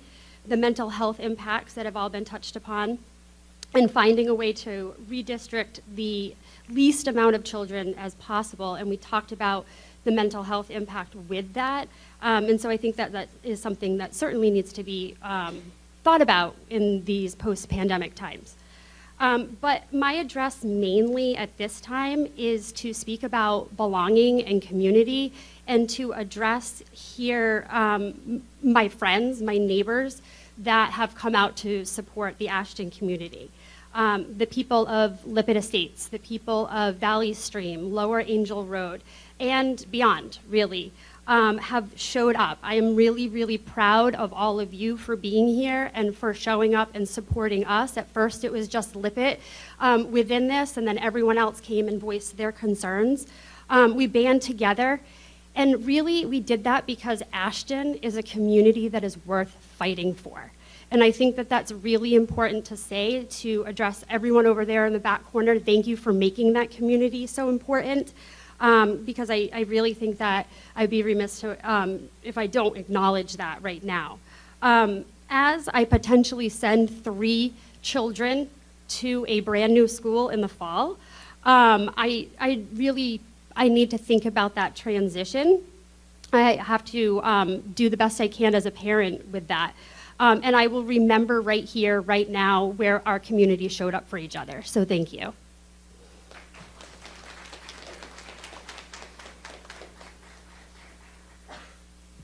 Hi, good evening. My name is Allison Ambrose. I live at 54 Parkview Trail in Lippitt Estates. I'd just like to point out that my comments also come from being a veteran teacher of 20 years.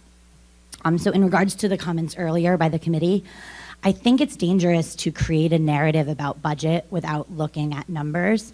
I am not a math teacher, I'm a history teacher, but by my quick Google estimate, the town's school budget was $78,871,865. Give or take. So 90K is 0.114% of that budget.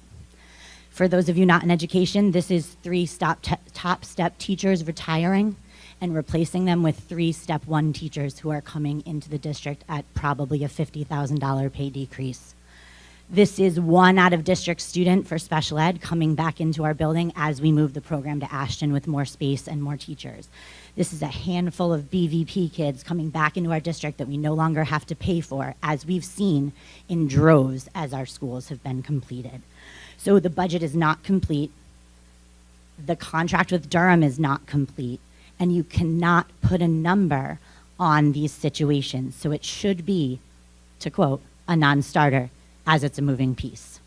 Geographically, my home is closer to North Cumberland Middle School than it is to McCourt Middle School, yet my son attends McCourt. I'll add that we love McCourt, and I would have it no other way. It's a fabulous school. So option 1 caught us by surprise too, because we are equidistant from Garvin to Ashton. And if we go to Ashton, I don't have to go through any stoplights or rotaries, because we just take a left and then another left onto Scott Road.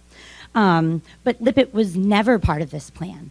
We were thrown in on December 14th to make room for community students, so then we were moved to Garvin. So I feel what all of you are saying about having this discussion with your children, we are having it too. It has impacted us too.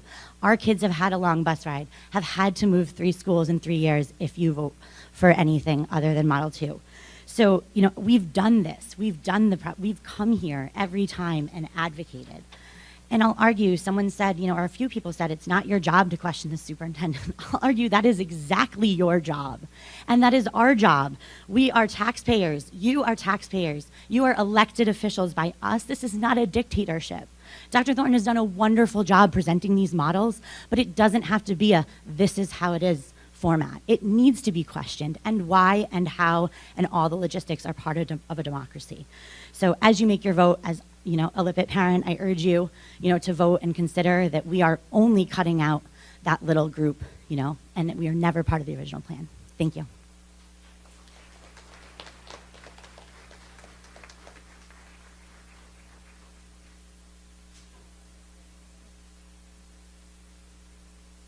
Hello, I'm Tiffany Ray, 180 Lee Road. Hello again. I wanted to extend my sincere gratitude to the committee for listening to and addressing the concerns of the Lippitt parents for the past few months. I know you all have grown accustomed to hearing from me and others. I know you've missed my regular emails and calls this past month, but I did want to give the Broadview parents an opportunity to speak and to allow their voices to be heard. Given that the vote will be up next week, I did want to say a few things tonight. I don't want to reiterate all the points that have been brought up. I think others have done their diligence on that. Instead, I'd like to touch on a conversation that I had with my son, the Ashton third grader, who is watching right now. Hi, and my husband. Love you guys. Who will be affected by this change. He came home from school last week, and he said, "School sucks." And I was like, all right, let's dive in. Why does school suck? And he said, because the bathrooms at the transitional building are a 0-star rating. So you may want to look into that. He said, the doors don't even lock properly. They're gross. And I said, okay. And he said, lunches aren't the same there as if I order at Ashton. They're not as hot and the pizza's different. It's just a different pizza. You know, he doesn't like that. He said, I don't like the hallways. We never get to have outdoor recess. It's always too muddy. Even when we do go out, it's just a field. So that's what sucks. As most parents angling for the teachable moment would say, I said, so what's the good? And he said, my teacher and my friends. And this is why all of us Lippitt parents have been up here. Why we've been using all of our little parental borrowed time to talk to you guys and to try to invest in a better path for our kids. You know, they have sacrificed their experience all year. They've been on those long bus rides where they didn't get home until 5 at night. They have been traveling through the bridge work every single day, you know. They want to go back to their home school. Like, my son wants to have his Ashton pizza. He doesn't, you know, he wants to return to have that experience again. He wants to play on the playground there. You know, they do deserve to not have to attend 3 schools in 3 years. You know, I've mentioned it before in the past in emails, conversations that I've had with you guys, that the Lippin parents wouldn't be here. I wouldn't be here if our kids hadn't been moved to the transitional building. If the forethought was there to just have our kids move to Garvin last year, we wouldn't be here. We wouldn't be having this conversation. We just want stability and continuity for them, and I kindly request that you keep this and all the other points that we brought up in mind as you go forward and make your decision. Thank you.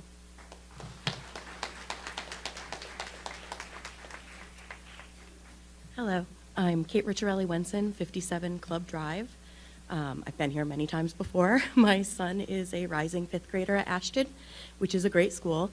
And my other son is a current 6th grader at McCourt, which is also a great school because all schools in Cumberland are really great schools. And that's part of why we have this problem. So I've been here a few times over the past few months. And what I want to say to the committee tonight as you're making your final decisions before the next meeting, that the Lippitt neighborhood and the larger Ashton community has showed up, which I said my first time, they always show up, and they have proven that out. And we've been consistent in our request for redistricting that is done in a thoughtful and intentional way that takes into account what's best for Cumberland Elementary School students, all Cumberland Elementary School students, and not just looking at our kids as numbers on a spreadsheet, but considering what the actual impact to them and the schools will be when these moves are made. Even after being told that my youngest would not be affected because he's locked in as a rising 5th grader, I have stood here and asked that on behalf of my fellow parents and my friends and my neighbors. So I'm standing here again just to reiterate that request for thoughtful and intentional redistricting. Thank you.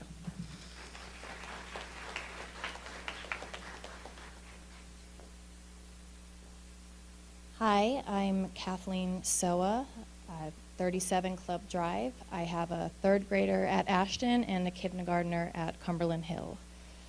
I would just like to start by expressing my heartfelt gratitude to the committee and Dr. Thornton for your dedicated research and valuable insights into the redistricting process. While I've shared my thoughts on this topic before with some of you personally and up on this podium, I felt compelled to once again highlight the profound impact that any model other than Model 2 will have on the children of Lippitt Estates. Many of these students began their educational journey during the challenging times of the pandemic. As parents, we envisioned the classic first day of school experiences for our kids, picking out backpacks, riding the bus, playing with friends at recess. Unfortunately, these simple joys were disrupted as preschool was cut short and kindergarten began virtually. The subsequent years were marked by masks, limited interactions, and unfamiliar environments. After finally experiencing a sense of normalcy last school year, our children faced yet another transition to a new school environment this year in the transitional building. But still, they persevered and made the best of it despite the lack of a playground and the commute home that sometimes lasted over an hour due to traffic. Moving them to a third school in as many years would further disrupt their sense of security and belonging. After all of these challenges, school is starting to look like a punishment instead of a place where they can grow and learn. These constant changes have deprived them of the stability and continuity they need during a crucial time in their lives. And I feel for any child and any parent currently in this situation, but the class of 2033 has been through enough, and I implore you to show them some grace. While I understand the logistical challenges and costs involved in transportation, I urge you to prioritize the well-being of our children above all else. Let's ensure that they have the support and stability they deserve to thrive academically and emotionally. Thank you for considering the impact your decisions have on our children.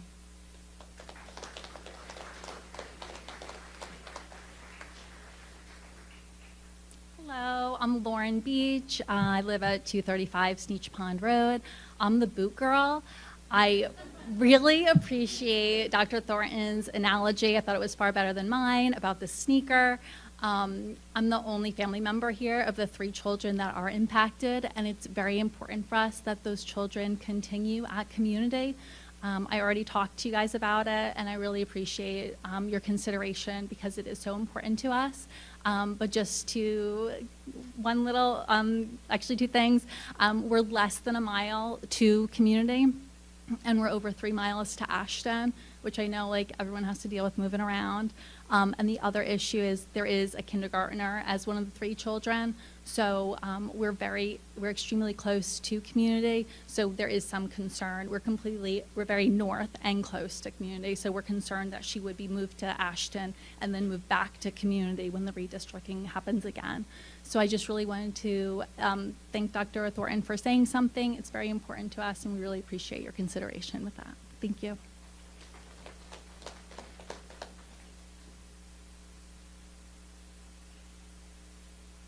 Hello, Bhagesh Panse from Great Woods area.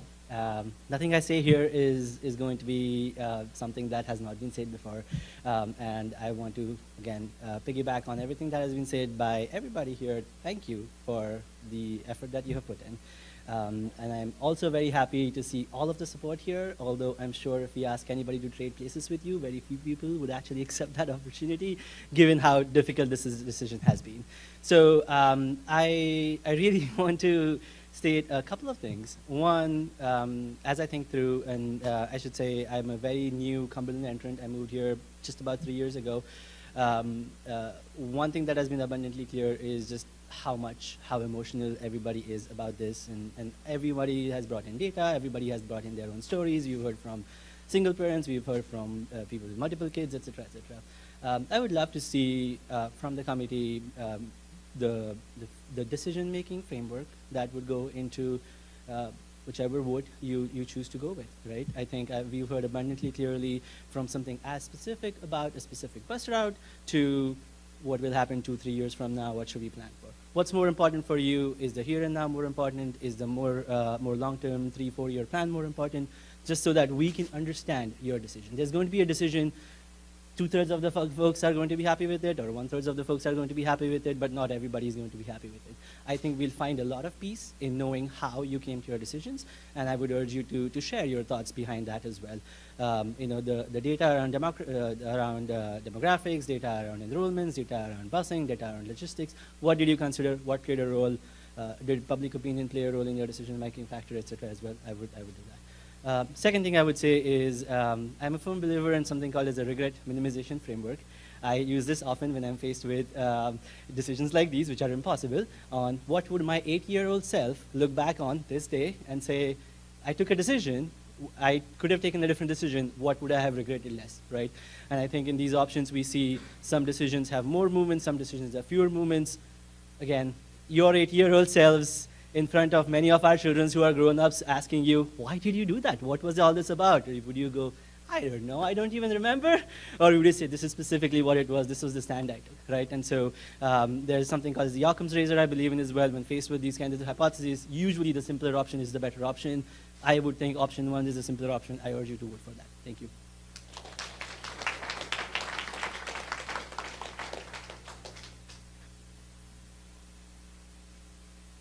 Anyone else? Good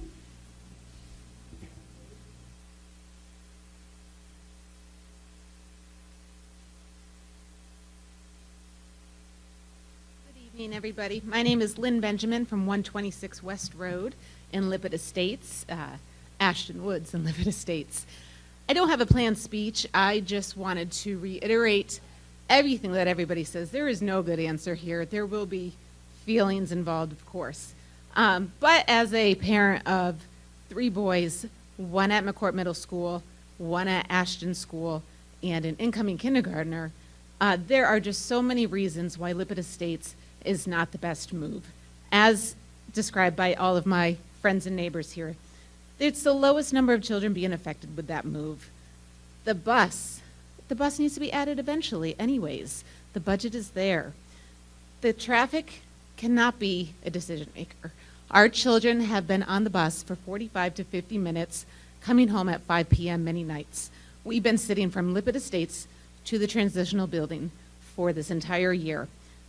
We cannot rely on traffic as a decision maker. I do want to thank all of the committee members and Dr. Thornton for your thoughtful and prompt responses to my emails and everybody emails here. The 3 schools in 3 years has got to be considered. We're talking about mental health. We're talking about the long-term effect. Our children have just been uprooted time and again.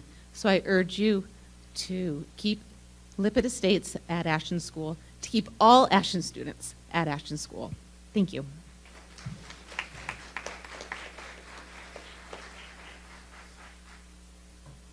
I'd like to thank everyone for your public comment and for turning out. Also, having survived COVID like we have, the conversation, the dialogue around all of this has been, I think, really very good, very civil, 99% of it. So I just want to say thank you for everyone, and hopefully we will reach a decision next week. That's it. Motion to adjourn, anyone? Motion to adjourn. By Mrs. Feather. Second by Mrs. Vogel. All in favor? Aye. Aye. We stand adjourned at 8:16. Thank you.